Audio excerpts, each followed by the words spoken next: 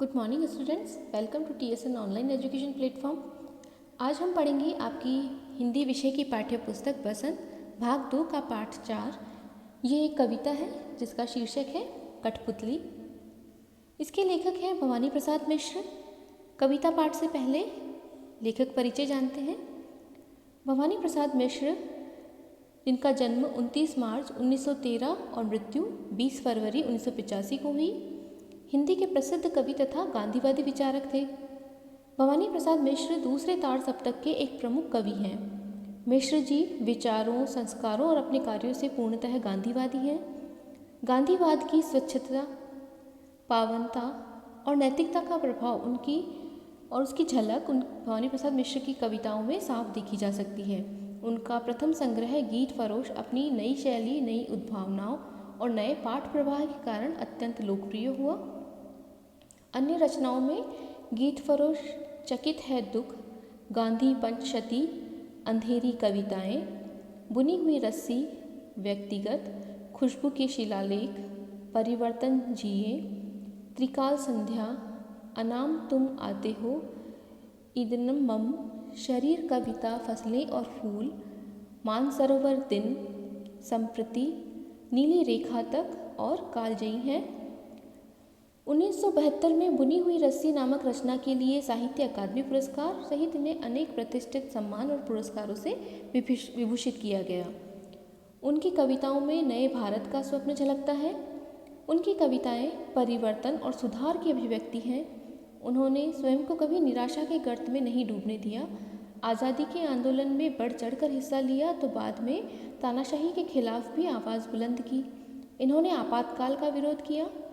विरोध स्वरूप वे हर रोज़ नियमपूर्वक सुबह, दोपहर, शाम तीनों प्रहर में 3 कविताएं लिखते थे। ये कविताएं बाद में त्रिकाल संध्या नामक पुस्तक में प्रकाशित हुई। आपातकाल वह समय था जब देश में राष्ट्रपति शासन लगा दिया गया था। उस समय उन्होंने जो कविताएं रचनाएं की उसे त्रिकाल संध्या नामक पुस्तक में प्रकाशित किया था। अब करते हैं कविता पाठ। पाठ 4, कठपुतली। कठपुतली गुस्से से उबली, बोली ये धागे क्यों है मेरे पीछे आगे, इन्हें तोड़ दो, मुझे मेरे पाँवों पर छोड़ दो।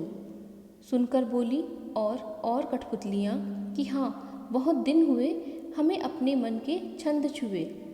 मगर पहली कठपुतली सोचने लगी, ये कैसी इच्छा मेरे मन में जगी। कठपुतली आप सभी ने देखी होगी, जिसे धागों से बांधकर, जिसके हाथ पैर सभी को बांधकर जो उनमें गति कराई जाती है, उन्हें चलना बोलना दिखाया जाता है उनमें, तो वो धागों के इशारे से और एक पर्दे के आगे दिखाया जाता है और उनका जो कंट्रोल होता है, नियंत्रण होता है, वो कठपुतली चलाने वाले के हाथ में होता है। तो इस प्रकार एक कठपुतली के बारे में लेखक ने कि कठपुतली अगर जीवित व्यक्ति होती तो वो क्या सोचती, इस बारे में उन्होंने लिखा है, कविता की रचना की है।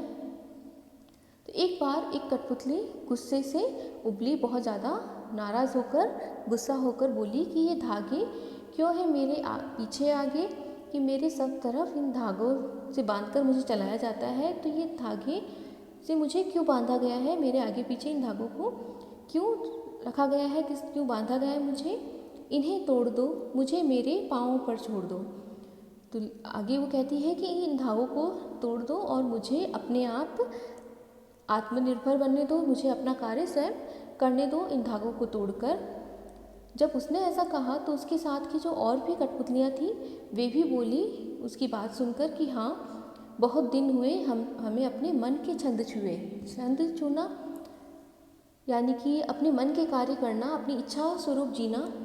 तो बाकी जो कठपुतलियाँ थीं, उन्होंने भी उस कठपुतली की बात को सुनकर कहा कि हाँ, हमें भी अपने जीवन को अपने अनुसार जिए हुए बहुत ही दिन हो गए, हम अब कुछ भी अपने आप नहीं कर सकते। लेकिन जब बाकी कठपुतलियाँ भी उसके साथ में बोलने लगी, उसके सुर में सुर मिलाने लगी पहली कठपुतली के, तब वो कठपुतली सोच में पड़ गई कि ये कैसी इच्छा मेरे मन में जगी। अब एक उदाहरण से इसको समझते हैं।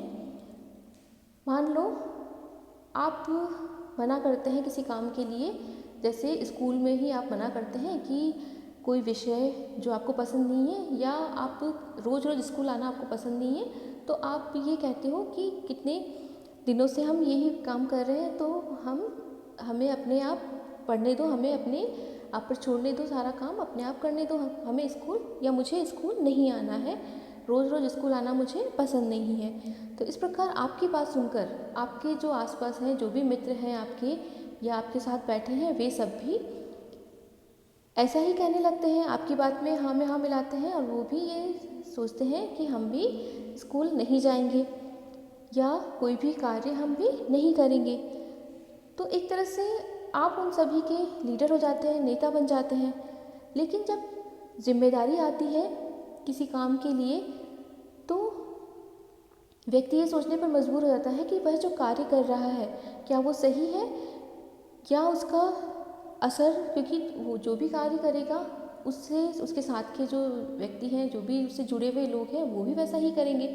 तो उस कार्य का उनके जीवन पर क्या असर होगा। मान लो आपने विद्यालय आने से मना कर दिया, आप साथ ही आपके जो मित्र हैं उन्होंने भी मना कर दिया, तो क्या ये सही होगा। इसका असर उनके जीवन पर भी और साथ ही आपके जीवन पर भी पड़ेगा। सभी लोग जो माता पिता हैं दूसरे बच्चों के, वो उसका दोष आपको देंगे। तो एक बहुत बड़ी जिम्मेदारी आप पर आ जाती है। अगर आप क्लास मॉनिटर हैं या एक तरह से एक वर्ग विशेष को प्रतिनिधित्व कर रहे हैं वर्ग का, तो ये आपकी जिम्मेदारी बन जाती है कि आप सही रास्ते का सही चुनाव करें, जिससे कि जो उसका दुष्प्रभाव या जो नुकसान है वो दूसरे लोगों पर ना पड़े। तो इसीलिए कठपुतली ये सोचने लगती है, जब बाकी सारी कठपुतलियाँ भी उसी के हाँ में हाँ मिलाती है, उसी की तरह बोलने लगते हैं कि हमें भी धागों से मुक्ति चाहिए, तो वो सोच में पड़ जाती है कि ये ऐसी इच्छा मेरे मन में क्यों जगी। और मान लो अगर हमें धागों से मुक्त कर दिया जाए तो क्या हम सुरक्षित रहेंगे आगे जीवन में, या बिना धागों के हमारा कोई अस्तित्व रह जाएगा। आप खुद सोचिए कि बिना धागों के जब कठपुतली कोई मूवमेंट ही नहीं करेगी, किसी प्रकार का चलना फिरना या किसी भी प्रकार का अभिनय नहीं कर पाएगी बिना धागों के, तो क्या उसकी उपयोगिता होगी। बिल्कुल नहीं, वो एक खिलौने के समान रह जाएगी जिसका कोई भी उपयोग नहीं है।